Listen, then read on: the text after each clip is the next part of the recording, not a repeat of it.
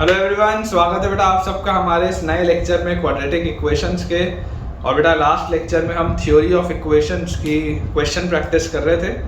आज बेटा हम क्वेश्चन प्रैक्टिस जारी रखेंगे। थोड़े से सवाल बचे हुए हैं, वो मैं आपको और करवा देता हूँ। उसके बाद बेटा थ्योरी ऑफ इक्वेशंस ख़त्म हो जाएगा।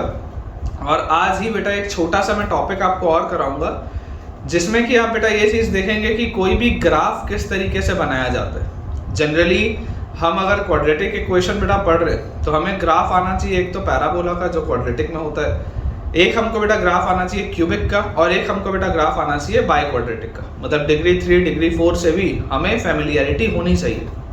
तो बेटा वो वाला भी हम टॉपिक आज करेंगे। आज बेटा अभी मैं रिकॉर्डिंग कर तो रहा हूँ, लेकिन मुझे श्योर नहीं है कि कितनी देर का लेक्चर बनेगा, क्योंकि थोड़ा सा वायरल जैसा लग रहा है और गला भी खराब है।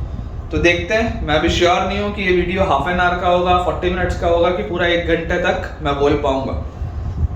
चलिए हम बेटा स्टार्ट करते हैं। ठीक है, पहला बेटा जो हमारे पास सवाल लिखा है, फर्स्ट क्वेश्चन बेटा आज का दिया हुआ है कि if alpha plus beta plus gamma is equal to 1, alpha square beta square gamma square is equal to 2, alpha cube plus beta cube plus gamma cube is equal to 3। अगर बेटा ये आपको तीन चीजें दी हुई हैं, इवैल्यूएट, अच्छा सवाल है बेटा, ध्यान से देखिएगा, इवैल्यूएट अल्फा की पावर 4 प्लस बीटा की पावर 4 प्लस गामा की पावर 4। ये बच्चों हमारे पास सवाल दिया हुआ है। काफी इंटरेस्टिंग क्वेश्चन है, थोड़ा ध्यान से समझेंगे। मुझे सिग्मा अल्फा दिया हुआ है 1, सिग्मा अल्फा स्क्वायर बेटा दिया हुआ है 2, और सिग्मा अल्फा क्यूब बेटा दिया हुआ है 3, और मुझे sigma alpha raise to the power 4 पूछा जा रहा है। अप्रोच क्या होना चाहिए बेटा? अप्रोच ये होना चाहिए कि यार अगर मान लो मैं आपको बोलता हूँ try to find a cubic whose roots are alpha beta and gamma. क्योंकि इन तीन इक्वेशन को सॉल्व करके आप देखो, समझो इस बात को कि आप बेटा इन तीन वेरिएबल को सॉल्व करके अल्फा बीटा और गामा का वैल्यू निकाल नहीं सकते। ठीक है ना, आप अल्फा बीटा गामा का बच्चों वैल्यू निकाल नहीं सकते इन तीन इक्वेशंस को यूज करते हुए, बहुत ज्यादा लेंथी प्रोसेस हो जाएगा। इसलिए मैं आपको ये बोल रहा हूँ कि आप अल्फा बीटा और गामा को बेटा आइडेंटिफाई ना करके एक क्यूबिक निकालो जिसके रूट्स होंगे अल्फा बीटा और गामा। हम ये कोशिश करते हैं। सिग्मा अल्फा बच्चों मुझको पता है, सिग्मा अल्फा का वैल्यू 1 दिया हुआ, इसमें कोई डाउट नहीं। सिग्मा अल्फा स्क्वायर क्या होता है? What is sigma alpha square? तो याद करो बेटा, सिग्मा अल्फा स्क्वायर मैंने आपको ऑलरेडी बताया हुआ है। दिस इज सिग्मा अल्फा का whole square minus 2 sigma alpha beta. सोच के देखो a plus B plus C whole square minus 2ab 2bc 2ac, वही तो होगा a square plus B square plus C square. Logically सोचो, अगर ये -2 वाली चीज उधर होती तो a plus B plus C whole square क्या आता? a square plus B square plus C square plus 2ab 2bc 2ac, ये चीज आती। तो मैं ऐसा लिख सकता हूँ डायरेक्टली।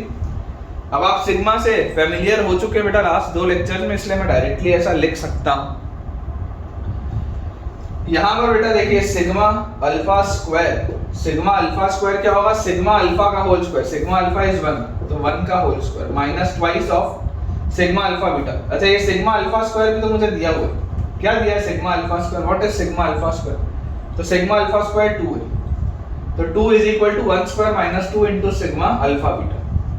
तो यहाँ से बेटा सोचिए कि सिग्मा अल्फा बीटा क्या आएगा मेरे पास सॉल्व होके। यहाँ पे आप बेटा जब इसको सॉल्व करेंगे तो 2 times of sigma alpha beta will be equal to 1 minus 2, मतलब -1। तो यार ये -12 आना चाहिए। ये चीज बच्चों -12 आपके पास आनी चाहिए। ठीक है, अब इसके बाद एक बार बेटा ये वाली चीज मेरे पास आ गई। अब मैं आपको बोलता हूँ कि यार आप मुझे ये बताओ कि आपने सिग्मा अल्फा निकाल लिया, मतलब sum of roots taken 1 at a time निकाल लिया, sum of roots taken 2 at a time भी निकाल लिया। क्योंकि मुझे बेटा अगर एक क्यूबिक आइडेंटिफाई करनी है तो मुझे 3 चीजें चाहिए। एक क्यूबिक रिलेशन बेटा मुझे लिखने के लिए 3 चीजें चाहिए। सबसे पहली चीज है सम ऑफ रूट्स, दूसरी चीज है sum of product of roots taken 2 at a time, और लास्ट चीज है बेटा प्रोडक्ट ऑफ रूट्स। तो मुझे अब प्रोडक्ट अल्फा निकालना बचा है। है ना, प्रोडक्ट अल्फा बेटा मेरा निकालना बचा हुआ, ये अभी निकालना बचा हुआ।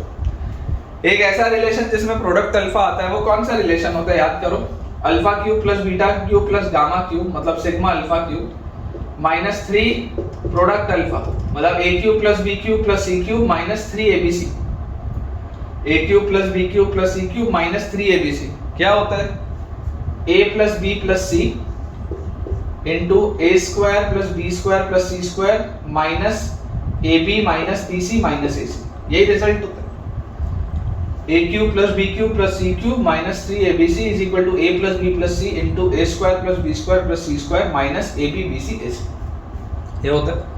वैल्यूज पुट करो बेटा, sigma alpha cube is 3 minus 3 product alpha is equal to sigma alpha is 1 into sigma alpha square is 2 minus sigma alpha beta is minus half, तो ये प्लस हाफ हो जाएगा। तो यहां से बेटा आपके पास देखो क्या आ गया, 2 प्लस 1/2 दिस इज 5/2, ये जो पूरी की पूरी चीज है 2 into 2 4 और 1 दिस इज 5/2, तो इसको डायरेक्टली बेटा अपन 5/2 लिख लेते हैं। तो हमारे पास आ गया 3 product alpha is equal to 3 minus 5/2, 2 into 3 6 minus 5 is half, तो प्रोडक्ट अल्फा बेटा आपके पास आ जाएगा 1/6, ठीक है, प्रोडक्ट अल्फा का वैल्यू आपके पास आ जाएगा 1/6। जैसे बेटा ये मेरे पास आया, अब एक क्यूबिक का इक्वेशन क्या होता है, x square minus sum of roots into sorry quadratic होता है x square minus sum of roots into x plus product of roots, cubic होता है x cube minus sum of roots taken one at a time into x square plus sum of product of roots taken two at a time into x, देखो alternate चलता है, minus फिर plus फिर minus product of roots equal to 0। क्या होता है एक general cubic, x cube minus sum of roots taken one at a time into x square plus sum of product of roots taken two at a time into x minus product of roots equal to 0, alternate minus plus minus मैंने लगाया हुआ। तो यहां से बेटा जैसे ही आप values को पुट करेंगे तो क्यूबिक क्या आ जाएगा, x cube minus sigma alpha is 1, तो माइनस x स्क्वायर फिर sigma alpha beta is minus half, तो माइनस हाफ इंटू एक्स और minus product of roots is minus 1/6, this is equal to 0। ये बेटा मेरे पास पूरी की पूरी चीज आ गई, ठीक है। अब बेटा इस तरीके का कंसेप्ट बेटा मैंने आपको लास्ट लेक्चर में बताया था। देखिए इस क्यूबिक के 3 रूट्स हैं बेटा, इस क्यूबिक के 3 रूट्स हैं अल्फा बीटा और गामा। मुझे अल्फा बीटा और गामा की इंडिविजुअल वैल्यूज पता नहीं है, मेरा इंटरेस्ट भी नहीं है उसको जानने में, पर मुझे एक चीज बेटा पता है कि इस क्यूबिक के 3 रूट्स हैं अल्फा बीटा और गामा। क्या यहां से मैं ऐसा लिख सकता हूं, x cube is equal to, बाकी सब उधर ले जाऊं तो x square plus half x plus 1/6 ऐसा लिख सकता हूं। तो अगर इसके 3 रूट्स थे अल्फा बीटा गामा, तो इसके भी तो तीनों रूट्स होंगे अल्फा बीटा गामा, बहुत लॉजिकल सी बात। इसके भी तीनों रूट्स क्या होंगे, अल्फा बीटा गामा। अगर इसके 3 थे तो वही तो इक्वेशन है, अल्फा बीटा एंड गामा। तो यहां से बेटा आपके पास आप क्या लिख सकते हैं, दिस इंप्लाइज x की पावर 4, अगर मैं x मल्टीप्लाई कर दूं हर तरफ, x की power 4 is equal to x cube plus half x square plus 1/6x, ऐसा भी हम लिख सकते हैं। ये चीज भी लिखी जा सकती है, देख लो ध्यान से, x क्यूब प्लस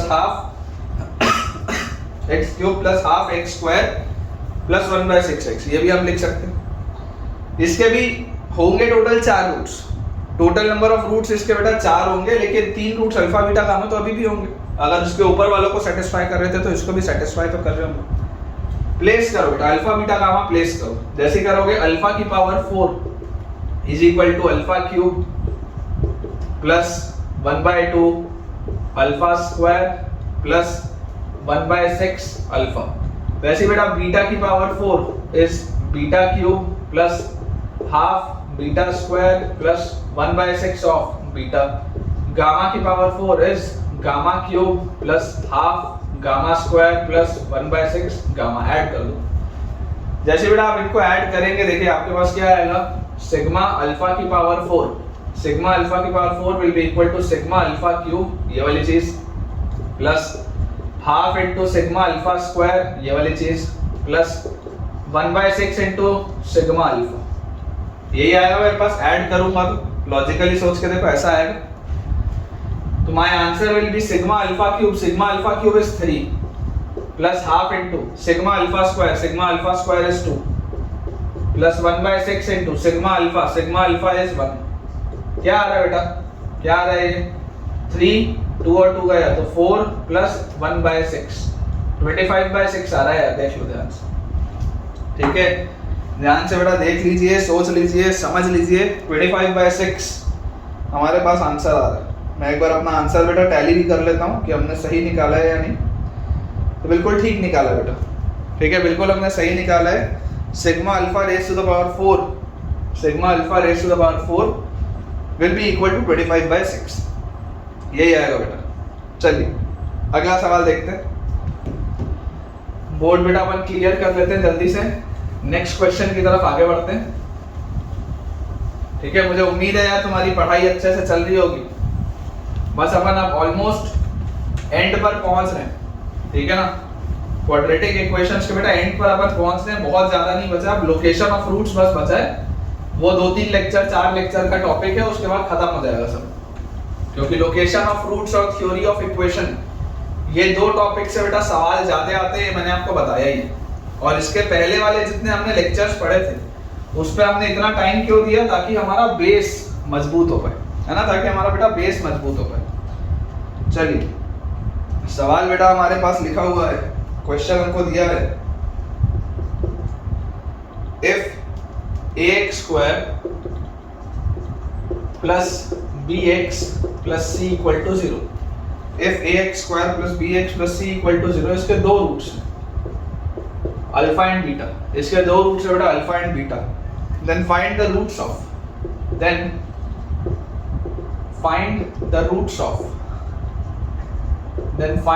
ऑफ आपको रूट्स बेटा बताने हैं a टाइम्स x प्लस 3 का whole square plus b times x plus 3 into x minus 2 plus c times x minus 2 का होल स्क्वायर। ठीक है, find the roots of this equation. Equal to 0 लिख लो, equation की बात हुई।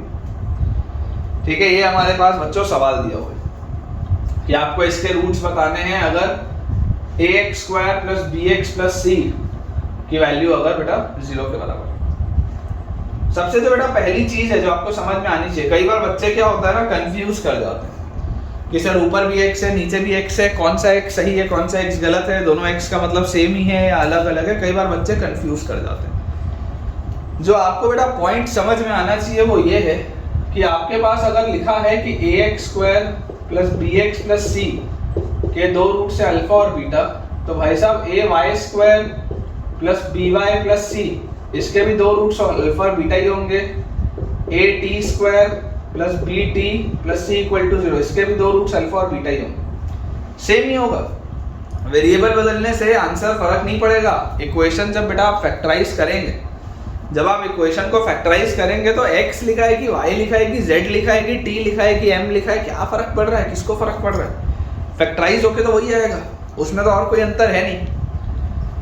तो आप सबसे पहले तो देखिए, ओरिजिनल सवाल में जरूर ऐसा लिखा हुआ था, लेकिन आप थोड़ा सा सेफ साइड रहने के लिए, ताकि आपको कंफ्यूजन ना हो, आप तो यार ऐसा करो, इसको y बोलो, y लिख लो ना, क्या दिक्कत है, बात तो एक ही है यार।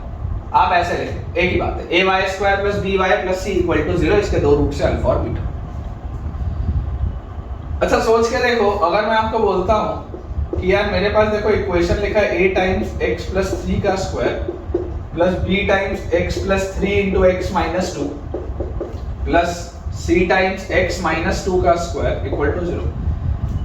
कुछ बच्चे ऐसा सोच रहे होंगे कि सर पूरे को ओपन अप कर दो, होगा आप में से कोई कि सर पूरे को ना मल्टीप्लाई करके खोल दो। भाई साहब पागल हो जाएंगे आप, है ना। आप अगर वैसा करेंगे तो आपकी बहुत हालत खराब हो जाएगी सॉल्व करने।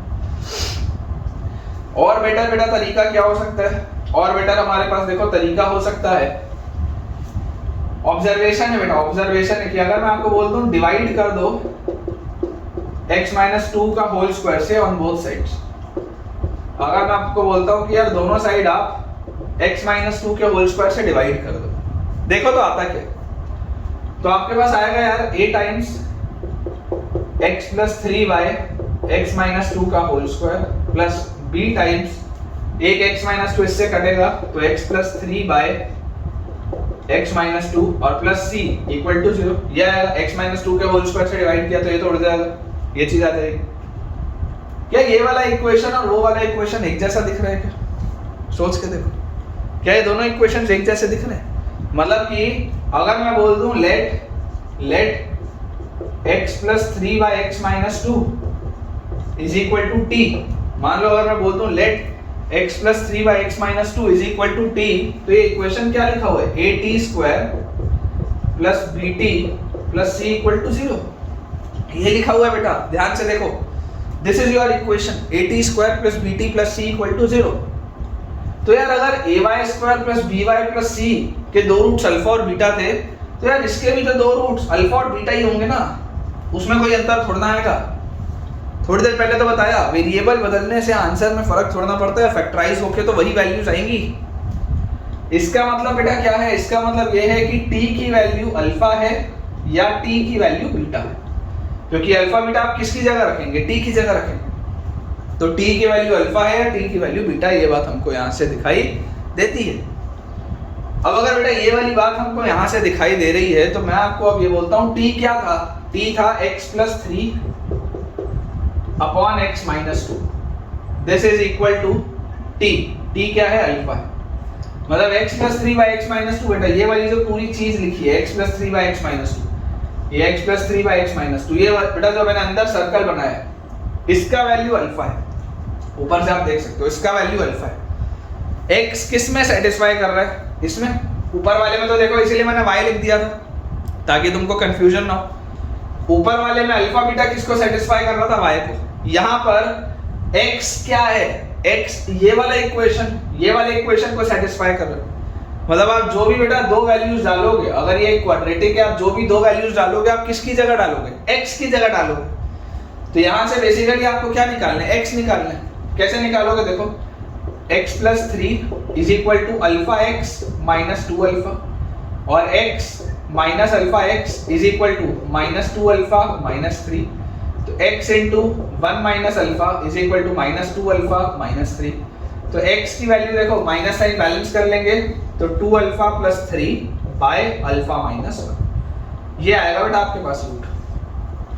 बोलने का भाव क्या है? बोलने का बेटा भाव ये है कि अगर ये ऊपर वाले इक्वेशन के रूट्स अल्फा बीटा थे, अगर बच्चों ये ऊपर वाले इक्वेशन के रूट्स अल्फा बीटा थे, इसका मतलब क्या है कि इसके जो रूट्स होंगे यहाँ पर जो x की वैल्यू सेटिस्फाई कर रही होगी that will be 2 alpha plus 3 by alpha minus 1।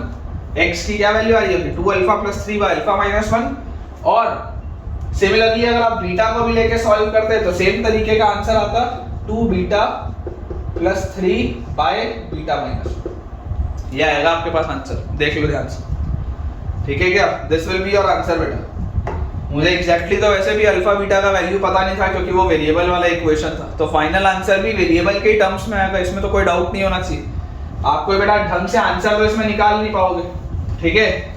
तो अगर ऊपर वाले इक्वेशन के roots are of the form alpha and beta, तो बेटा नीचे वाले इक्वेशन के roots will be of the form 2 alpha plus 3 by alpha minus 1 and 2 beta plus 3 by beta minus 1। ये चीज बेटा आपको समझ में आनी चाहिए, ठीक है? अलग अलग वैरायटी के क्वेश्चन है, इसलिए बेटा मैं आपको सब कुछ कराने की कोशिश कर रहा हूँ, है ना? बहुत सारी वैरायटीज इसमें बनती हैं, इसलिए मैं करवा दे रहा हूँ आपको।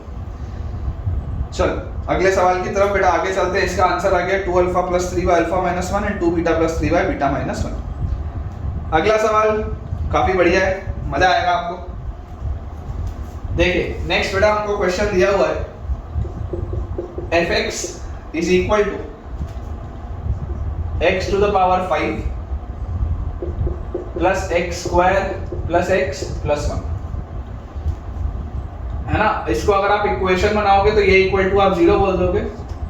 इसके 5 रूट्स हैं x1 x2 x3 x4 x5। These are the 5 roots of that equation। Degree 5 है, 5 रूट्स होंगे। सवाल है इवैल्यूएट क्या इवैल्यूएट हमको करना है?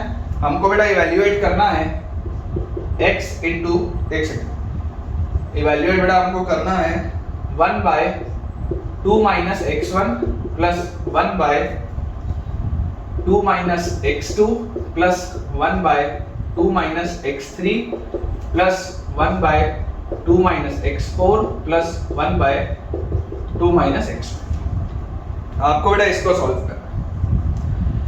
आपके लेवल में ये डिफिकल्ट सवाल है ना, this is a difficult question आपके लेवल में।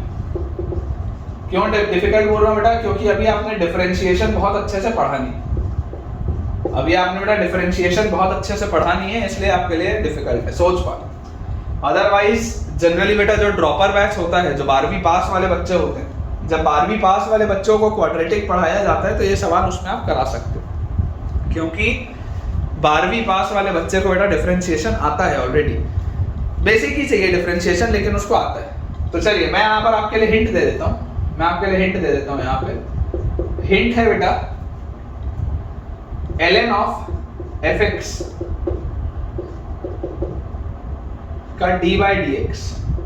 डिफरेंशिएट अगर करोगे आप ln ऑफ fx को, d by dx of ln of fx will be equal to 1 by fx into f dash x। f dash x मतलब उसका differentiation 1 by fx into f dash x, ये होता है।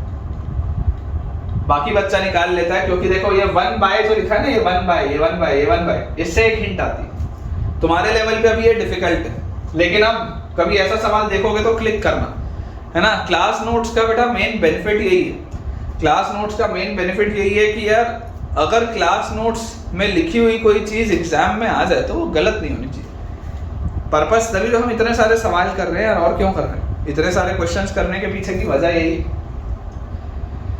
तो मैं आपको बेटा बोलता हूँ, आप जरा मुझे सोच के बताओ, fx अगर ये दिया हुआ है, क्या मैं इसको ऐसा लिख सकता हूँ क्या? देखो x की power 5 plus x square plus x plus 1, ये जो इक्वेशन बेसिकली दिया है डिग्री 5 का, ये जो इक्वेशन दिया है, इसको आप ऐसा लिख सकते हैं x minus x1, x minus x2, x minus x3, x minus x4, x minus x5। बहुत अच्छे लेवल का सवाल है बेटा। आपको आपके क्लास नोट्स में ये नहीं मिलेगा, गारंटी दे रहा हूँ। अगर आप क्लास 11th के स्टूडेंट हैं तो आपको आपके क्लास नोट्स में ये सवाल नहीं मिलेगा, गारंटी है। लेकिन ये बहुत ही बढ़िया सवाल है। ये ऐसा सवाल है जो जनरली बेटा पेपर में दिया जाता है ताकि टॉपर्स के पूरे नंबर ना आए। बेसिक डिफरेंशिएशन तो आता ही है तुमको, ये वाली चीज तो आती है यार, चेन रूल पढ़ा है ना फिजिक्स में, बेसिक डिफरेंशिएशन, तो ये तो आता ही है।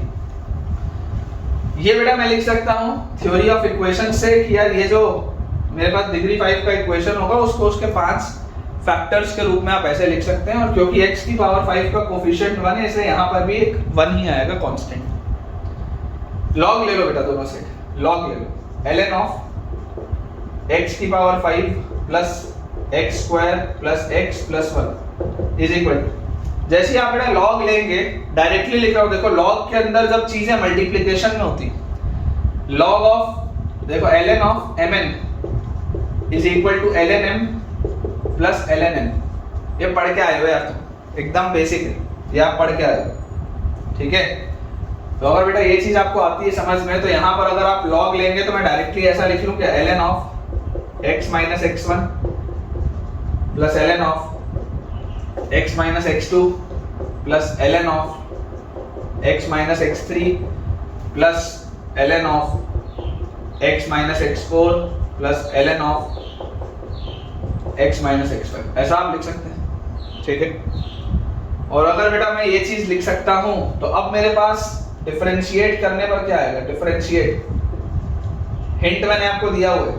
डिफरेंशिएट बेटा आप जैसे इसको करेंगे, हिंट मैंने आपको दिया हुआ है, इसका डिफरेंशिएशन विल बी, सबसे पहले तो ln ऑफ fx लिखा हुआ है तो 1 बाय fx मतलब 1 बाय x की power 5 plus x square plus x plus 1। सबसे पहले तो ये आएगा मल्टीप्लाइड बाय, ये तो आ गया डिनोमिनेटर में 1 by fx into f dash x, इसका अंदर वाले का डिफरेंशिएशन, अंदर वाले का डिफरेंशिएशन विल बी 5x की पावर 4 प्लस 2x प्लस 1, ये आएगा। देख लो जैसे आप डिफरेंशिएट करेंगे 1 बाय ये पूरी चीज multiplied by this is equal to, इनको डिफरेंशिएट करो क्या आएगा? जैसे आप बेटा इनको डिफरेंशिएट करेंगे ln ऑफ fx क्या होता है? 1 बाय fx मतलब 1 by x minus x1 into इसका डिफरेंशिएशन अंदर वाले का करोगे तो 1 आएगा। x1 कांस्टेंट है, x का डिफरेंशिएशन 1 आएगा। तो ln of x minus x1 का डिफरेंशिएशन क्या आया 1 बाय x माइनस x1 है ना। ये आता है, इसलिए ये वाली प्रोफाइल है। ये वाली प्रोफाइल देख के देखो, सिमेट्री चल रही है, सिमेट्री चल रही है, हर जगह x की जगह 2 रखा गया, सिमेट्री चल रही है, इसलिए ये वाली प्रोफाइल सोचनी है, सोचना सिखा रहा हूं तुमको मैं। डिफरेंशिएट करोगे 1 upon x minus x2, differentiate करोगे 1 upon x minus x3, 1 upon x minus x4 and last में बेटा 1 अपॉन x माइनस x5 क्या आ जाएगा हमारे पास। ठीक है, जैसे ही बेटा ये चीज हमारे पास आई, मैं आपको बोलता हूँ put x equal to 2, put x equal to 2। जैसे ही आप x की जगह बेटा 2 रखेंगे, देखो RHS में आपको वो चीज मिल जाएगी जो आपको लेके आना था। ये जो आपका आंसर है 1 by 2 minus x1, 1 by 2 minus x2 से लेकर 1 बाय 2 माइनस x5 तक, वो कैसे आएगा जब आप RHS में बेटा 2 रख देंगे। 2 अगर रखूंगा तो देखो क्या आएगा, मेरे पास 2 रखते ही आएगा बेटा 1 अपॉन 2 की पावर 5 32 प्लस 2 की पावर 2 4, 2 प्लस 1 3 मल्टीप्लाइड बाय ऊपर क्या लिखा है 2 की power 4 16 into 5 80 plus 2 into 2 4 plus 1 5। This is equal to your answer, क्योंकि जैसे ही आप यहाँ पर 2 रखोगे बेटा तो ये वाली चीज जनरेट हो जाएगी, तो ये आपका आंसर होना चाहिए। सॉल्व करिए 80 और 5 85 डिवाइडेड बाय 32 और 4 36 और 3 39। कोई बेटा इनमें कॉमन फैक्टर भी नहीं है, आप देख लो 85 और 39 में कोई भी कॉमन फैक्टर नहीं है। ठीक है, क्योंकि 17 इंटू 5 170 का आप आधा करेंगे तो 85 आएगा, कोई भी कॉमन फैक्टर इसमें नहीं। आंसर बेटा हम अपना टैली एक बार कर लेते हैं, बिल्कुल सही है। ठीक है, 85 बाय 39 जो हमने निकाला है दिस इज कंप्लीटली एक्यूरेट बेटा, इसमें कोई भी एरर नहीं। 85 by 39 is our final answer. चलो एक काफी अच्छा सवाल और है अपने पास, वो बनाते हैं, उसके बाद फिर ग्राफ वाली चीज करेंगे। जो मैं आपको बोल रहा था ना कि मैं आपको ग्राफ खींचना सिखाऊंगा, तो एक पहले अपन एक सवाल और बना लेते हैं, फिर वो ग्राफ वाली चीज हम करेंगे। बोर्ड अपना जल्दी से क्लियर कर लेते हैं। आज के बेटा अगर आपको क्वेश्चंस का लेवल अच्छा लग रहा है और अगर आपको लग रहा है कि इस वीडियो से आपको कुछ फायदा हो रहा है, तो मुझे कमेंट्स में आप बेटा बिल्कुल बताइए। अभी तुरंत वीडियो पॉज कर लीजिए और मुझे कमेंट से बताइए कि आपको अभी तक जितने हमने 3-4 सवाल किए हैं उनसे बेनिफिट हुआ या नहीं हुआ। क्वेश्चन है बेटा, late A, B, C, M belong to positive real numbers. Belong to positive real number. The possible values of M. The possible values of M for which at least the possible values of M for which at least one of the following equations, the possible values of M for which at least one of the following equations, कम से कम किसी एक equation का one of the following equations have real root, ये सवाल है बेटा। ठीक है, the possible values of M for which one of the following equations have at least one real root, at least real root। इक्वेशन बेटा दिए हुए हैं ax square plus bx plus c equal to 0 cm। ठीक है, ax square plus bx plus cm is equal to 0, bx square plus cx plus am equal to 0, cx square plus ax plus bm equal to 0। 4 option बेटा मैं आपको दे देता हूँ। First option is half, second option is 1 by 8, third option is 1 by 12 and fourth option is 1 by 4। ये हमारे पास बेटा सवाल है और काफी अच्छा सवाल है, बहुत अच्छा question. Let A, B, C, M सब पॉजिटिव नंबर्स है, ठीक है ना, they all are positive real numbers। The possible values of M for which at least one of the following equations have real root, कम से कम एक equation का real root हो। कैसे चेक करते हैं real root? How do we check whether an equation has a root real or not? Discriminant से मान लो पहले वाले का डिस्क्रिमिनेंट D1 है, इसको इक्वेशन 1 मान लो, इसको इक्वेशन 2 मान लो, इसको इक्वेशन 3 मान लो। पहले वाले का डिस्क्रिमिनेंट D1 मान लेते हैं, दूसरे का D2, तीसरे का D3, ऐसा मान लो। जैसे बेटा आप इस चीज को मानोगे, जैसे आप बच्चों इस चीज को मानोगे, D1 का वैल्यू क्या आएगा, B स्क्वायर माइनस 4ACM, ये आ जाएगा। D2 का वैल्यू क्या आएगा, C square minus 4ABM। D3 का वैल्यू क्या आएगा, A स्क्वायर माइनस 4BCM। ये आपके पास आना चाहिए D1, D2 और D3। अब बेटा एक कंसेप्ट आपको समझने की कोशिश करना है, बहुत ही इंपॉर्टेंट ये चीज है। कंसेप्ट ये है बच्चों कि अगर आपको ये चीज कही जा रही है कि यार कम से कम किसी एक इक्वेशन का रूट रियल हो, कम से कम किसी एक इक्वेशन का रूट रियल हो, तो इसमें total number of possible cases कितने बनते हैं, सोच के देखो। Total number of possible cases कितने बनते हैं आपके पास। कोई मुझे बोल सकता है कि सर D1 को पॉजिटिव मान लो, D2 को मत मानो, D3 को मत मानो, एक हो सकता है। या सर D2 को मान लो, D1 को मत मानो, D3 को मत मानो। या सर D3 को मान लो, D1 को मत मानो, D2 को मत मानो। ये तो सिंपल 3 केस है कि एक एक को मान लो, बाकी दोनों को मत मानो। या क्या हो सकता है कि सर D1 और D2 को मान लो, D3 को मत मानो। फिर D1 और D3 को मान लो पॉजिटिव, D2 को मत मानो। फिर D2 और D3 को पॉजिटिव मान लो, D1 को मत मानो। ये भी हो सकता है। फिर क्या हो सकता है कि सर सभी पॉजिटिव भी तो हो सकते हैं, सब पॉजिटिव हो जाए, सोचो सब पॉजिटिव हो जाए। इतने सारे केसेस हैं, क्या अलग अलग सॉल्व करोगे क्या सबको। At least one equation has real root, मतलब कि क्या अलग से बेटा सॉल्व करेंगे सबको, लॉजिकली सोच के देखिए। Is it possible? It is not बेटा, इट इज नॉट पॉसिबल। आप एक एक को अलग अलग सॉल्व नहीं कर सकते। तो इसका तरीका क्या है, इसका तरीका क्या है कि यार एक बात श्योर है, आप इसको दो तरीके से सोच सकते हो।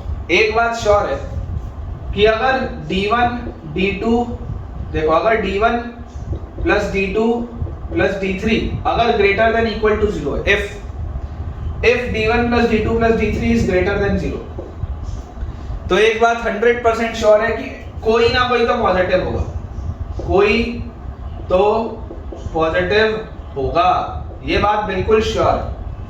अगर D1, D2 और D3 तीनों का सम अगर पॉजिटिव है, 100% ये बात श्योर है। देखो कोई भी इक्वेशन बेटा, कोई भी इक्वेशन या कोई भी एक रिलेशन हम कब लिखते हैं, कोई भी एक रिलेशन बेटा हम तब लिखते हैं जब ये बात 100% निश्चित हो, जब ये बात 100% निश्चित हो कि यार ये तीन चीज का सम पॉजिटिव कब आ सकता है, जब कम से कम एक तो पॉजिटिव हो। अदरवाइज कैसे आएगा, आप सोच के देखो, अदरवाइज कैसे आएगा। ये इंपॉर्टेंट है बेटा concept, this is very important, 3 star लगा रहा हूं, it is very important concept. आपको अभी जो भी समझ में आया होगा वो लिख लेना, अदरवाइज आप बाद में बेटा जब रिवाइज करेंगे ना 10 दिन बाद या 15 दिन बाद या 1 महीने बाद, तब तक आप ये चीज भूल चुके होंगे कि मैंने ये कंडीशन क्यों लगाई थी। मैं दोबारा आपके लिए रिपीट कर देता हूं, ये कंडीशन का बेटा सिर्फ और सिर्फ ये मतलब है कि अगर तीनों डिस्क्रिमिनेंट का सम पॉजिटिव आ गया, if the sum of D1, D2 and D3 is greater than और इक्वल टू 0, तो ये बात 100% श्योर है कि यार कोई तो पॉजिटिव होगा, तभी तो ये पूरी चीज पॉजिटिव आ सकती है। हो सकता है कोई एक पॉजिटिव हो सकता है कोई 2 पॉजिटिव हो सकता है तीनों पॉजिटिव हो, लेकिन 100% श्योर है, 100% बेटा ये बात श्योर है, 100% श्योर है कि अगर तीनों का sum greater than equal to 0 आया है ना। आपको दूसरा मेथड नहीं बताता, अननेसेसरी का कंफ्यूजन होगा, एक मेथड समझ के चलो। अगर D1 plus D2 plus D3 का sum greater than equal to 0 आया, तो ये बात 100% बेटा श्योर है कि यार कोई तो पॉजिटिव होगा।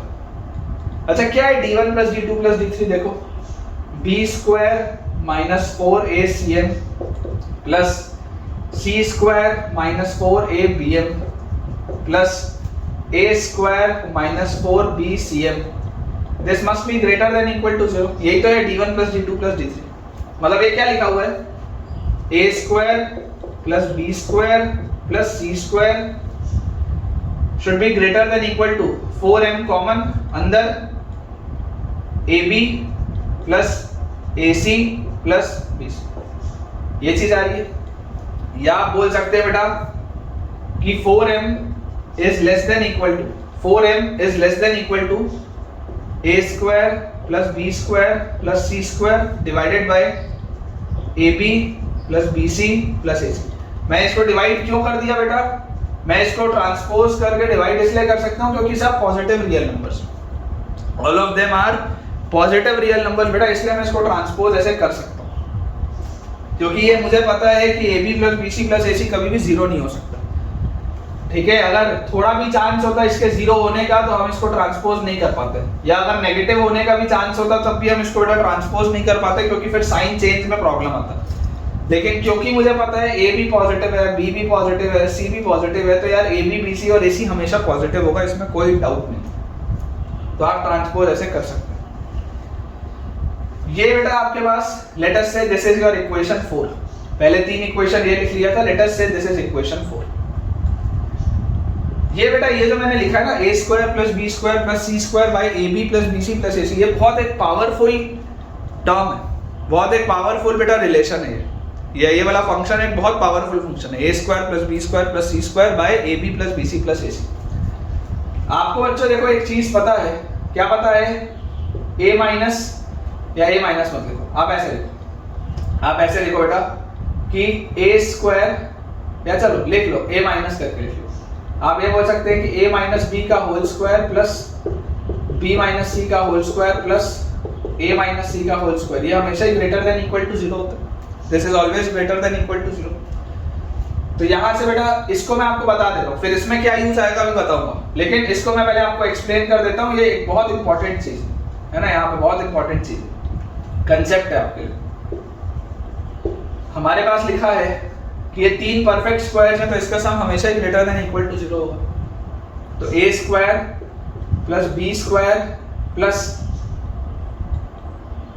a square plus b square minus 2ab plus b square plus c square minus 2bc plus a square plus c square minus 2ac, this is greater than equal to 0। ये हमारे पास आएगा। तो ये लिखा हुआ है ट्वाइस ऑफ a स्क्वायर और a square, twice of a square plus b square plus c square is greater than equal to twice of ab plus bc plus ac। तो यहाँ से बेटा आपके पास ये बात 100% श्योर है कि a square plus b square plus c square by ab plus bc plus ac, this will always be greater than equal to 1। या आप ये बोल सकते हो कि a square plus b square plus c square by ab plus bc plus ac, इसकी बेटा minimum value क्या है, what is the minimum value of this equation, इसकी मिनिमम वैल्यू है 1। when a is equal to b is equal to c, इसकी minimum value 1 है, क्योंकि ये वाला एक्सप्रेशन हमेशा ही 1 या उससे बड़ा है। ये बहुत इंपॉर्टेंट चीज है, आपको पता होनी चाहिए कि अगर abc पॉजिटिव रियल नंबर्स है, if abc is positive real numbers, तो ये वाला जो पूरा एक्सप्रेशन है इसका मिनिमम वैल्यू 1 होता है, ये हमेशा ही 1 या उससे बड़ा होता है। ये रिजल्ट आपको याद होना चाहिए, याद रखना है। तो मैं आपको बेटा ये बोल रहा हूँ कि देखो इक्वेशन 4 जो है, इक्वेशन 4 ट्रू कब होगा, इक्वेशन 4 बेटा ट्रू कब होगा, जब 4m हमेशा a square plus b square plus c square by ab plus bc plus ac से छोटा है। ध्यान से सुनना, इसमें भी बच्चों को कंफ्यूजन होता है, इसमें भी बच्चों को कंफ्यूजन होता है कि sir a square plus b square plus c square by ab bc ac, तो ये हमेशा 1 या उससे बड़ा है, ये हमेशा 4m से भी बड़ा है और ये हमेशा 1 या उससे ही बड़ा है। प्रॉब्लम कहाँ आती है, देखिए समझिएगा, ये वाली बेटा जो पूरी चीज है, ये पूरी चीज हमेशा 1 या उससे बड़ी होती है। आपको बोला जा रहा है कि ये वाली पूरी चीज, ये वाली पूरी की पूरी चीज क्या होनी चाहिए, हमेशा ही 4m से बड़ी होनी चाहिए। एक्चुअली ये होता क्या है, ये हमेशा 1 से बड़ा होता है। आपको ये बोल रहा है कि ये हमेशा 4m से बड़ा होना चाहिए, इसका मतलब जरा सोच के देखो, आपको क्या बोला जा रहा है, पॉसिबल वैल्यूज ऑफ m। अगर ये वाला रिलेशन आपको बेटा ट्रू करवाना है, if you want this relation to be true, if you want this relation to be true, बच्चे अक्सर गलती में क्या बोल जाते हैं, गलती में बोल जाते हैं कि सर 4m ना 1 के बराबर हो। ये गलत है, ये गलत है बोलना, 4m 1 के बराबर नहीं है, 4m is not equal to 1, ये गलत है बेटा बोलना, 4m is not equal to 1। मैं आपको बोल रहा हूं कि अगर ये इक्वेशन आपको सच करवाना है, कि अगर आप चाहते हैं कि 4m हमेशा इस पूरे से छोटा हो, तो 4m इस पूरे से हमेशा छोटा कब होगा, 4m इस पूरे से बेटा हमेशा छोटा कब होगा, जब 4m इसकी मिनिमम वैल्यू से छोटा होगा, जब 4m इसकी बेटा मिनिमम वैल्यू से छोटा होगा। समझिए इस बात को, दोबारा बोल रहा हूं, बहुत ध्यान से सुनो। 4m 1 के बराबर नहीं है, 4m is not equal to 1। आप दोनों को देख के मत बोलो कि सर ये हमेशा 1 से बड़ा होता था, ये हमेशा 4m से बड़ा है तो 4m और 1 बराबर होगा। नो, मैं ये नहीं बोल रहा हूं कि 4m और 1 बराबर है। What I am trying to speak is कि बेटा अगर 4m को हमेशा इससे छोटा होना है, इफ यू वांट कि सर ये रिलेशन हमेशा ट्रू हो, 4m हमेशा इससे छोटा या इसके बराबर हो, तो 4m को इसकी मिनिमम वैल्यू से छोटा होना पड़ेगा। यहां लिख देता हूं, for this relation to be true, for this relation to be true, 4m must be less than or equal to, must be less than or equal to the smallest value, must be less than or equal to the smallest value of expression. 4m must be less than or equal to the smallest value of the expression. ये बेटा important है। For this relation to be true, 4m must be less than or equal to the smallest value of that expression. इसकी smallest value क्या थी? 1 थी। तो अगर ये 4m हमेशा 1 से छोटा हो गया तो इससे तो हमेशा ही छोटा होगा। भैया ये सबसे छोटा 1 हो सकता है, अगर तुमने 4m को 1 से भी छोटा कर दिया तो ये तो हमेशा ही छोटा होगा। मतलब 4m less than equal to 1 आ गया, ये इसके लिए, ठीक है। तो m आ गया बेटा 1/4 या उससे छोटा। m is less than or equal to 1/4 है ना, m is less than or equal to 1/4। तो 1/4 या उससे छोटे हैं बेटा। देखो आपके पास क्या क्या आंसर आ रहे हैं, 3 आंसर आ रहे हैं बेटा आपके पास, 3 आंसर आ रहे हैं। देखो 1/4 या उससे छोटा, 1/4 या उससे छोटे में 1/8 भी है, 1/12 भी है और 1/4 तो है ही, ठीक है। ध्यान से देख लीजिए बेटा, आपके पास इसमें टोटल 3 ऑप्शंस आ रहे हैं, ठीक है। मैं एक बार अपना आंसर बेटा चेक भी कर लेता हूँ, हालांकि मुझे उम्मीद है कि हमारा आंसर बिल्कुल सही होगा, लेकिन आपको ये समझ में आना चाहिए कि 4m इसकी मिनिमम वैल्यू से छोटा है। देखो अगर आप 4m को 1 के इक्वेट कर देते, अगर आप बेटा 4m को 1 से इक्वेट कर देते तो m का सिर्फ एक वैल्यू आता 1/4, लेकिन आपको क्या बोल रहे हैं, possible values of m। Possible values of m मतलब m की एक से ज्यादा वैल्यूज हो सकती हैं, m की बेटा एक से ज्यादा वैल्यूज हो सकती हैं। तो कौन कौन से ऑप्शन में हो रहा है, 1/4 से छोटा m कब कब है, मतलब अगर इसका एक आंसर, अगर बेटा इसका एक आंसर -∞ से 1/4 क्लोज्ड होता ना तो वो भी सही होता। m अगर 1/4 या उससे छोटा है मतलब आपका आंसर है -∞ से लेकर 1/4 तक। आपको m जो रखना है आप रख लो, ठीक है। -∞ से लेकर बेटा 1/4 तक आपको m को जो रखना है आप रख सकते हैं, वो हमेशा ही ट्रू होगा। तो हमारे पास जो 3 ऑप्शंस आ रहे हैं वो कौन कौन से आ रहे हैं, 1/8 1/4 से छोटा है, 1/12 1/4 से छोटा है और 1/4 तो है ही 1/4 के बराबर। तो बी, सी और डी 3 आंसर आएंगे। हाफ जो है बेटा वो 1/4 से बड़ा है, इस वजह से वो आपका आंसर नहीं हो सकता। तो आई होप बेटा आपको ये वाला कंसेप्ट बहुत अच्छे से समझ में आया होगा, काफी इंपॉर्टेंट बेटा ये कंसेप्ट था, ठीक। तो अब बेटा हम आगे बढ़ते हैं। जैसा मैंने आपको बोला था कि हमें ग्राफ, बेसिक ग्राफ कैसे खींचे जाते हैं वो पता होना चाहिए। तो मैं बेटा अपना बोर्ड एक बार क्लियर कर लेता हूँ और उसके बाद फिर हम स्टार्ट करते हैं बेटा अपना नया टॉपिक, ठीक है बेटा। तो अपना बोर्ड क्लियर हो चुका है। जो हमारा अगला टॉपिक है that is graph of polynomial function.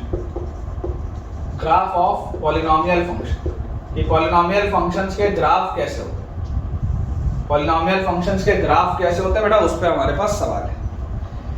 देखिए आप जो बेसिक बेटा आपको समझ में आनी चाहिए चीज, बेसिक चीज क्या होती है कि कोई भी बेटा पॉलिनोमियल एक्सप्रेशन जब आप लिखते हैं तो उसका जनरल आप कैसे बेटा डिफाइनिंग करते हैं कि an x की power n plus a n minus 1 x की पावर n माइनस 1 से लेकर a2 x square a1 x plus a0 तक, ये हम जनरल बेटा डिफाइनिंग करते हैं, जिसमें हम बोलते हैं कि यार ये ai जितने भी हैं where i is equal to 0 से n, ये ai बेटा जितने भी हैं ये ai सारे के सारे क्या हैं, रियल नंबर्स। ये सब के सब रियल नंबर्स हैं, ये पहली हम बात करते हैं। और अगर बेटा इसकी डिग्री है ना, ये बहुत बेसिक सी मैं बात कर रहा हूँ, अगर इसकी डिग्री n है, अगर इसकी बेटा डिग्री n है तो an की वैल्यू 0 नहीं हो सकती। ये एक बेसिक सी बात है कि अगर इसकी डिग्री n है तो an की वैल्यू 0 नहीं आ सकती। ये आपको समझ में आना चाहिए, ठीक है। अब बेटा जो मैं आपको बेसिक सा पॉइंट समझाना चाहता हूं, पैटर्न कैसा होता है ग्राफ का, पैटर्न आप समझिए। पैटर्न बेटा होता है कि जब डिग्री ऑड होती है, ध्यान से सुनिएगा बेटा, जब डिग्री ऑड होती है, डिग्री ऑड मतलब लीनियर इक्वेशन हो गया या क्यूबिक हो गया, हमको वहीं तक जनरली यूज पड़ता है, लीनियर हो गया या क्यूबिक हो गया। तो डिग्री ऑड का मतलब होता है बेटा it takes all real values, the graph takes all real values, वो सारी ही रियल वैल्यूज लेता है बेटा अगर डिग्री ऑड होती है।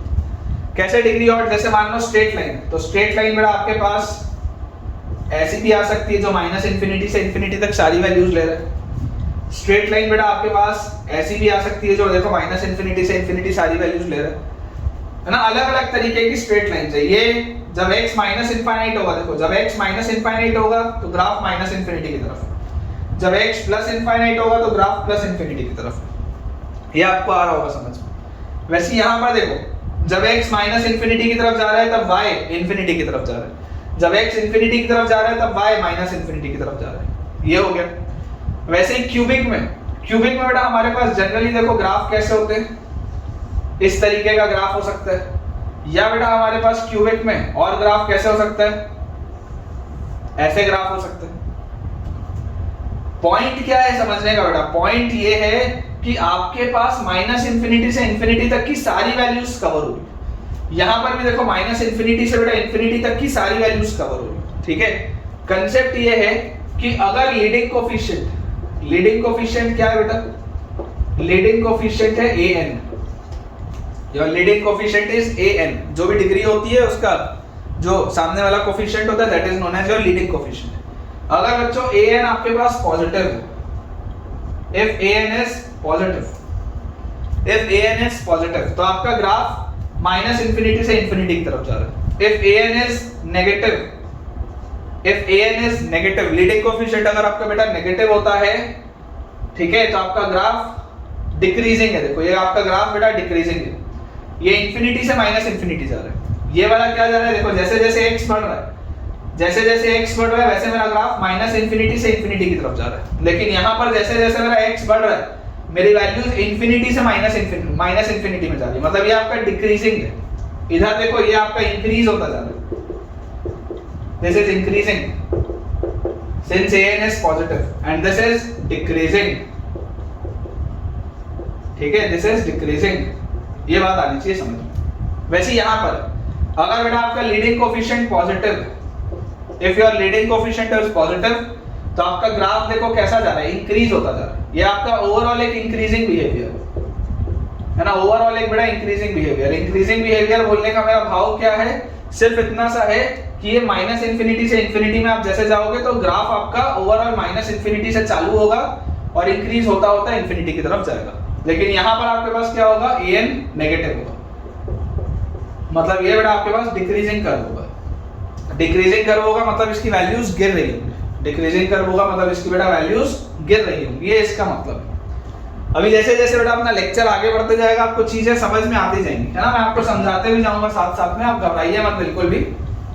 जैसे जैसे हमारा लेक्चर आगे बढ़ेगा मैं ऑटोमेटिकली बेटा आपको बहुत सारी इसमें चीजें बताऊंगा, है ना। आज के लेक्चर में ये पूरा बेटा खत्म नहीं होगा टॉपिक, तो हम कल के भी लेक्चर में थोड़ा सा यही करेंगे और उसके बाद फिर हम बेटा लोकेशन ऑफ रूट्स चालू करेंगे। आज मैं ये चीज पूरी नहीं करूंगा। अब अगर बेटा मान लो मुझे बोला जा रहा है कि इसका डिग्री इवन है, पॉलिनोमियल बेटा डिग्री इसका इवन है, तो इवन डिग्री का क्या मतलब है, इवन डिग्री का मतलब होता है it can not take all real values, ये कभी भी ऑल रियल वैल्यूज नहीं ले सकता। It can not take all real values, it can not take all real values का क्या मतलब है, इसका मतलब है बेटा कि अगर आप एक्स स्क्वायर वाले कर्व की बात करें, पैराबोला की बात करें, तो पैराबोला कैसा होता है बेटा, इस तरीके का पैराबोला होता है। पैराबोला इस पैटर्न का होता है कि अगर इंफिनिटी से चालू हुआ है, अगर ऊपर से ये चालू हुआ है तो ये घूम के दोबारा ऊपर की तरफ ही जाएगा, ये मुड़ के नीचे नहीं आएगा। अगर ये ऊपर से चालू हुआ है बेटा तो ये घूम के दोबारा ऊपर की तरफ जाएगा, ये मुड़ के नीचे नहीं आएगा। ये बात आपको समझ में आनी चाहिए। तो इसमें क्या है, an आपका क्या है, पॉजिटिव है, लीडिंग कोफिशिएंट जब पॉजिटिव होता है बेटा तो ये क्या होता है, माउथ ओपनिंग अपवर्ड्स पैराबोला। और अगर मान लीजिए आपके पास बेटा an नेगेटिव हो गया, इफ an इज नेगेटिव तो it will be mouth opening downwards parabola. तो चाहे बेटा हमारे पास माउथ ओपनिंग अपवर्ड्स पैराबोला हो या माउथ ओपनिंग डाउनवर्ड्स पैराबोला हो, one thing is for sure. क्या चीज श्योर है? चीज बेटा ये श्योर है कि हमारे पास सारी रियल वैल्यूज नहीं ली जा सकती। देखो ये अगर इंफिनिटी से चालू हुआ था तो एक सर्टेन एक्सटेंट तक नीचे उतर के वापस इंफिनिटी की तरफ चला गया। वैसे ही अगर ये माइनस इंफिनिटी से चालू हुआ था तो एक सर्टेन एक्सटेंट तक बढ़कर ये दोबारा माइनस इंफिनिटी की तरफ चला गया। ये इंपॉर्टेंट, ठीक है ना बच्चों, ये चीज इंपॉर्टेंट है। सिमिलरली मान लो अगर बेटा मेरे पास बाय क्वाड्रेटिक होता, बाय क्वाड्रेटिक मतलब डिग्री 4 का कर्व, उसका भी मैं आपको एक जनरल ग्राफ बता देता हूं किस तरीके का होता है, फिर जब अपन सवाल करेंगे तो आपको और अच्छे से समझ में आएगा। मान लीजिए मेरे पास डिग्री 4 है, मतलब n की वैल्यू 4 है। तो डिग्री 4 का बेटा अगर an पॉजिटिव हुआ, अगर an पॉजिटिव हुआ तो अभी भी माउथ ओपनिंग अपवर्ड्स होगा, खुलेगा तो ऊपर ही इसका।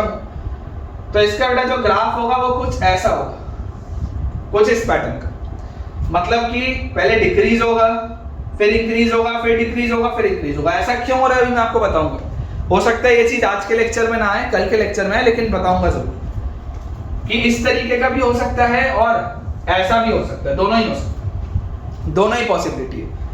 कब कौन से केस में क्या पॉसिबिलिटी होगी बेटा मैं आपको अगले लेक्चर में बताऊंगा, लेकिन ये बात श्योर है कि ग्राफ जहां से चालू हुआ है अल्टीमेटली उसी की तरफ जाएगा। ग्राफ जहां से चालू हुआ है अल्टीमेटली उसी की तरफ जाएगा। तो आप देख सकते हैं सारी रियल वैल्यूज तो नहीं लेगा। अगर मान लीजिए an नेगेटिव होता, अगर बेटा an नेगेटिव होता तो इसका ग्राफ कुछ ऐसा होता, या तो इस पैटर्न का कुछ ग्राफ होता या इस पैटर्न का बेटा कुछ ग्राफ होता। कि अगर ग्राफ माइनस इंफिनिटी से चालू हुआ है तो चाहे जहां तक भी बढ़े घट के दोबारा माइनस इंफिनिटी पर जाएगा।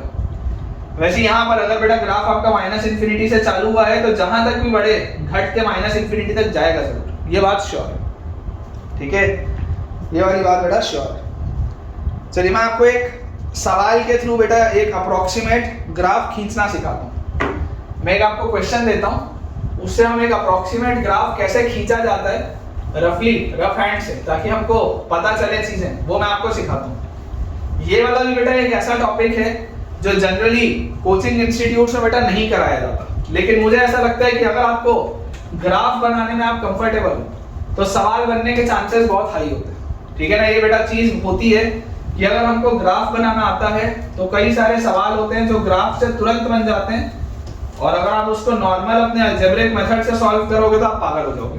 कई सारे ऐसे सवाल होते हैं, तो हम जितना ज्यादा ग्राफ की बेटा प्रैक्टिस करें हमारे लिए उतना अच्छा है। चलिए हमारे पास है, जैसे मान लीजिए बोला जा रहा है स्केच द ग्राफ फॉर, या स्केच द ग्राफ ऑफ, किसका ग्राफ स्केच करना है हमें बेटा? स्केच करना है fx is equal to x minus 2 का whole square into x minus 1 into x plus. ये बेटा आपको ग्राफ स्केच करना, ठीक है। अब आप एक चीज जो यहां पर देख सकते हैं, क्या देख सकते हैं? डिग्री 4 है, डिग्री 4 है इसका, ठीक है ना। यहाँ पर पावर 2 है और यहाँ पर 2 पावर है, डिग्री 4। अच्छा अगर इसका डिग्री 4 है तो क्या ये सारी वैल्यूज कभी भी ले सकता है क्या? Is it possible for this graph to take all the values? Certainly not, it is not possible. अच्छा अगर इसमें लीडिंग कोफिशिएंट जो है, लीडिंग कोफिशिएंट क्या होगा? x की पावर 4 का कोफिशिएंट।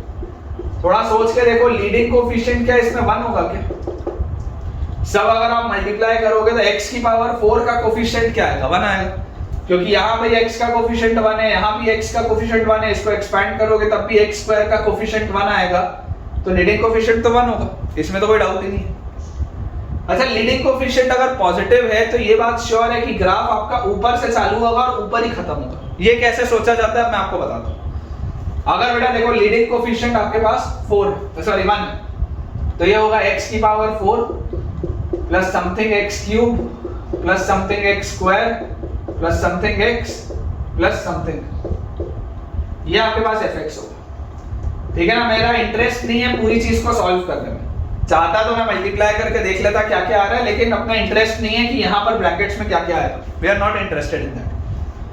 जो मैं आपको समझाना चाह रहा हूं बेटा अंदाजे से इसके ग्राफ में देखो मैं आपको क्या समझाना चाह रहा हूं। जब आपका x माइनस इंफिनिटी की तरफ जाएगा, जब आपका x माइनस इंफिनिटी की तरफ जाएगा, when x goes towards minus infinity, when x goes towards minus infinity, उसको यहां पर आप रखोगे तो क्या ये इंफिनिटी की पावर 4 के फॉर्म में बनेगा? क्या बहुत बड़ा पॉजिटिव नंबर होगा।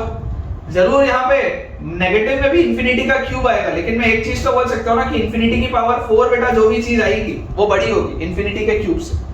फिर उसमें इंफिनिटी का स्क्वायर भी ऐड हो रहा है, फिर इंफिनिटी भी ऐड हो रहा है, सारी चीजें। तो पॉइंट क्या है? When x approaches minus infinity, when x is approaching minus infinity, एक बात श्योर है कि माइनस इंफिनिटी का पावर 4 बहुत बड़ा नंबर होगा, तो आपका ग्राफ तो ऊपर से चालू होगा। और उस चीज को आप ऐसे भी समझ सकते हैं कि लीडिंग कोफिशिएंट पॉजिटिव है तो ग्राफ वैसे भी ऊपर से ही चालू होना चाहिए। जैसे क्वाड्रेटिक में होता है, अगर लीडिंग कोफिशिएंट पॉजिटिव होता है तो माउथ ओपनिंग अपवर्ड्स पैराबोला होता है। सेम लॉजिक, कंप्लीटली बेटा सेम लॉजिक। अब अगर ये चीज हमको बेटा समझ में आ गई तो अब आप देखो इसकी वैल्यूज, इसके रूट्स क्या क्या है, व्हाट आर द रूट्स। तो इसके बेटा आपको रूट्स दिख रहे हैं कि x की वैल्यू 2 पे ये 0 होगा, 1 पे ये 0 होगा और -1 पे भी ये 0 होगा। देयर आर 3 रूट्स, 3 रूट्स दिख रहे हैं। डिग्री 4 है, डिग्री 4 है, लेकिन रूट्स मेरे को 3 दिख रहे हैं, मतलब एक रूट रिपीटेटिव होगा। जैसे याद करो हम पैराबोला में क्वाड्रेटिक में बेटा पढ़ते थे कि जब d इक्वल टू 0 होता था तो क्वाड्रेटिक के होने तो 2 रूट चाहिए थे, लेकिन दोनों रूट क्योंकि सेम ही पॉइंट पे आ जाते थे इसलिए x की एक ही वैल्यू आती थी, ये हम चीज बोलते थे। तो उसी तरीके का कंसेप्ट है बेटा, उसी तरीके का कंसेप्ट है कि देखो x इक्वल टू 2 पर 2 वैल्यूज आ रही, x इक्वल टू 2 पर बेटा 2 वैल्यूज आ रही है। आप पहले तो यहाँ पर अंदाजे से देखिए, प्लॉट करिए, ये आपके पास -1 होगा, ये 1 होगा, ये 2 होगा, ठीक है। -1 पर आपकी वैल्यू 0 की तरफ है, -1 पर आपकी वैल्यू 0 हो रही है पूरे की। अच्छा 0 पर इसकी वैल्यू क्या होगी? What is the value in 0? अगर आप ध्यान से देखेंगे x की वैल्यू 0 रखो, f of 0 क्या आ रहा है? f of 0 is 0 minus 2 का स्क्वायर 4, 0 minus 1 -1, 0 plus 1 1, ये तो -4 आ रहा है। फंक्शन की वैल्यू 0 पर क्या आ रही है? -4 आ रही है। -4 कहां पर होगा? ये अगर -1 है, ये -2 है, ये -3 है, ये -4 है, यहां पर कहीं पर होगा -4। अंदाजे से बेटा यहां पर कहीं पर होगा आपके पास -4। अच्छा उसके बाद फंक्शन की वैल्यू 1 पर दोबारा 0 हो रही है, उसके बाद फंक्शन की वैल्यू 2 पर दोबारा बेटा आपके पास 0 आ रही है। तो मुझे क्या चीज समझ में आ रही है कि यार ये ग्राफ ऊपर से बनना चालू होना चाहिए था, तो ये तो पहले सबसे पहले ऐसे डिक्रीजिंग ट्रेंड में आएगा, ग्राफ ऊपर से बनते हुए देखो ऐसे नीचे आएगा। जब x की वैल्यू माइनस इंफिनिटी की तरफ जाएगी, जब x की वैल्यू माइनस इंफिनिटी की तरफ जाएगी तब आपका y इंफिनिटी की तरफ जा रहा है। जब x माइनस इंफिनिटी की तरफ जाएगा तब आपका y इंफिनिटी की तरफ जा रहा है। और अगर आपका बेटा y इंफिनिटी की तरफ जा रहा है तो यहां से अब देखो ये डिक्रीज होता हुआ आया, -1 पे इसकी वैल्यू 0 हुई, उसके बाद -4 पे बेटा ये x एक्सिस को पार कर रहा है, सॉरी y एक्सिस, क्योंकि y एक्सिस में x की वैल्यू 0 होगी, x की वैल्यू 0 पर आप देख रहे हैं कि f of 0 का वैल्यू -4 आ रहा है, तो ये बेटा आपके पास डिक्रीज होता हुआ है। अब इसके बाद 1 पर इसकी वैल्यू क्या हो रही है? 1 पर बेटा इसकी वैल्यू हो रही है देखो अगेन 0, 1 पर इसका रूट है, मतलब 1 पर इसकी वैल्यू अगेन 0 हो रही है, तो ये 1 तक जरूर बढ़ेगा। ऐसे x की वैल्यू 1 तक बेटा ये जरूर बेटा इंक्रीज होगा। सोच के आप देखें, यहाँ पर डिक्रीज हो रहा था, डिक्रीज ही होता रहता तो 1 पर तो नेगेटिव हो जाती ना वैल्यू, लेकिन अगर 1 पर इसकी वैल्यू 0 हो रही है मतलब ये इंक्रीज होगा। अच्छा अब इंक्रीज होता होता ये ऊपर जा रहा है, इंक्रीज होता होता बेटा ये ऊपर जा रहा है, लेकिन x की वैल्यू 2 पर क्या हो रहा है? x की वैल्यू 2 पर, x की वैल्यू 2 पर भी इसका रूट है। तो कितने बच्चों को समझ में आता है कि यार ये 1 के आगे तो वापस देखो इंक्रीज होता जा रहा है, लेकिन एक पर्टिकुलर पॉइंट पर बेटा इसको दोबारा मुड़ना पड़ेगा, एक पर्टिकुलर पॉइंट पर बेटा इसको दोबारा मुड़ना पड़ेगा। क्यों मुड़ना पड़ेगा? क्योंकि 1 पर इसकी वैल्यू 0 है, फिर आप 1 से थोड़ा आगे बढ़ोगे तो ये पॉजिटिव वैल्यूज लेगा, लेकिन 2 पर इसकी वैल्यू दोबारा 0, 2 पर इसकी वैल्यू दोबारा 0। आपको मैंने ऑलरेडी बताया कि इस तरीके का पैटर्न होता है, मैंने आपको ये थोड़ा ना बोला था कि ऐसा पैटर्न होता है। कोई बच्चा ये थोड़ा ना बोलेगा कि सर ये आप ऐसे क्यों बना रहे हो, आप तो सर ऐसा बना रहे हो, इसको ऐसे स्ट्रेट लाइन बना रहे हो, ऐसा थोड़ा होता है बेटा। इंक्रीज डिक्रीज हो रहा है, फिर इंक्रीज हो रहा है, फिर डिक्रीज हो रहा है, फिर इंक्रीज हो रहा है, ये तो नहीं बन सकता, ये बात तो श्योर है।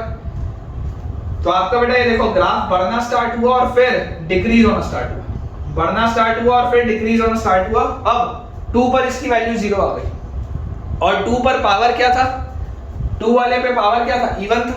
2 वाले पे अगर पावर इवन था, देखो आपने मेथड ऑफ इंटरवल पढ़ा है, जब मैंने आपको बेसिक लॉगरिथम पढ़ाया था तब मेथड ऑफ इंटरवल पढ़ाया था। मेथड ऑफ इंटरवल याद करो, नंबर लाइन में अगर आप बेटा पॉइंट्स को प्लॉट करोगे तो -1 1 2, 2 के आगे पॉजिटिव, 2 पर पावर इवन है पॉजिटिव, फिर नेगेटिव, फिर पॉजिटिव, ऐसा होना चाहिए था मेथड ऑफ इंटरवल के हिसाब से।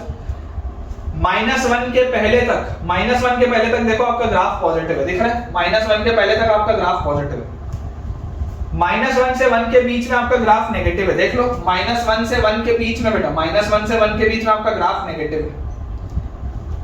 फिर 1 से 2 के बीच में आपका ग्राफ पॉजिटिव है, देख लो 1 से 2 के बीच में आपका ग्राफ पॉजिटिव है। लेकिन बेटा 2 के आगे भी ग्राफ पॉजिटिव है, क्योंकि यहां पर इवन पावर था, 2 के आगे भी आपका ग्राफ पॉजिटिव है। तो बेटा याद करो, जैसा इसमें बनता था d = 0 वाले में, ये ग्राफ घूम जाता था वापस, ये ग्राफ वापस घूम जाता। देखो ये अगर आप ऐसे बनाओगे तो ये गलत हो जाएगा, अगर आप ऐसे बनाओगे तो बेटा ये गलत हो जाएगा। क्यों? क्योंकि आपको पता है 2 के आगे आपकी वैल्यूज कैसी है, 2 के आगे आपका ग्राफ पॉजिटिव होना चाहिए। तो बेटा आप ऐसे नहीं बना सकते, आपको इसको वापस ऊपर घुमा के लेके जाना पड़ेगा इस तरीके से, ठीक है, आपको बेटा इसको वापस ऊपर घुमा के लेके जाना पड़ेगा इस तरीके से, तब आपका ये ग्राफ बनेगा। ये इसका बेटा अप्रोक्सीमेट ग्राफ है जो मैंने आपके लिए बनाया है, this is the approximate graph, ठीक है बेटा, ध्यान से देख लीजिए, this is your approximate graph. ये एक मैंने अभी आपको सवाल बताया है, ऐसे हमारे पास बहुत सारे और सवाल है बेटा जो हम कल के लेक्चर में देखेंगे। ये क्यों घूम रहा है, कैसे घूम रहा है, इस पे सब पे बेटा चर्चा हमारी कल के लेक्चर में होगी, कि आपका ग्राफ जो मैंने आपको बताया था कि ऐसा अगर घूमेगा या नहीं घूमेगा, ये यहाँ पे घूमेगा या नहीं घूमेगा, या ऐसा रहेगा, ये सारे में बेटा चर्चा हम कल के लेक्चर में करेंगे। तो विद दिस बेटा हम अपने आज के लेक्चर के एंड पे पहुंच चुके हैं और मुझे उम्मीद है कि आपको आज का लेक्चर काफी पसंद आया होगा, काफी अच्छा लगा होगा।